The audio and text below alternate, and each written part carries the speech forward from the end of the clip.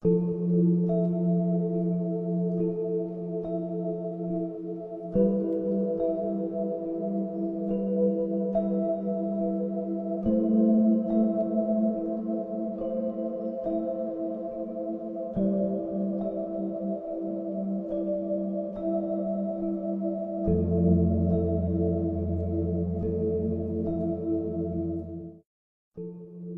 a very good afternoon, because at long last, I can announce a ceasefire and a hostage deal has been reached between Israel and Hamas.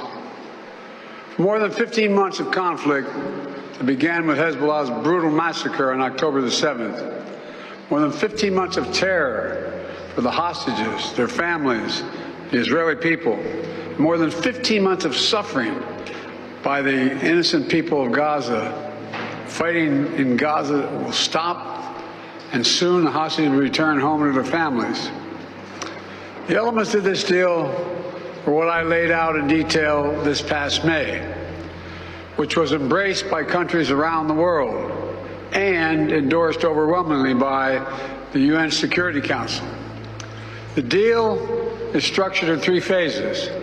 Phase 1 will last 6 weeks. It includes a full and complete ceasefire, withdrawal of Israeli forces from all the populated areas of Gaza, and the release of a number of hostages held by Hamas, including women and elderly and the wounded. And I'm proud to say Americans will be part of that hostage release in Phase 1 as well. And the Vice President and I cannot wait to welcome them home.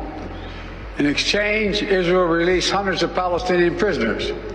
And during Phase 1, the Palestinians can also return to their neighborhoods in all the areas of Gaza. And the surge of humanitarian assistance into Gaza will begin.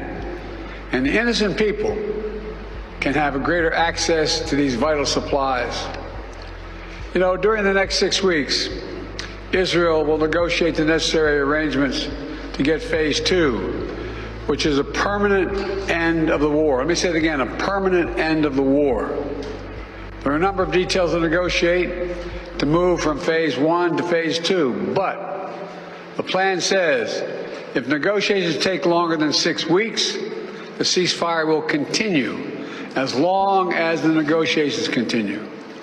I've spoken to the Emir of Kuwait and the President of Egypt, and we have pledged to make sure the negotiations will keep moving forward for as long as it takes. Then, when Phase 2 begins, there will be an exchange for release